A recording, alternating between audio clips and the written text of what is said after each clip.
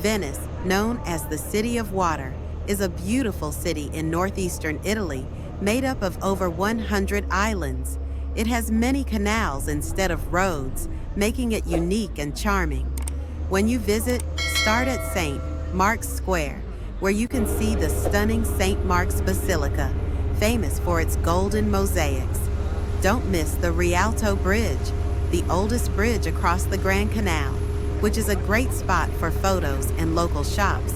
Traveling in Venice is different.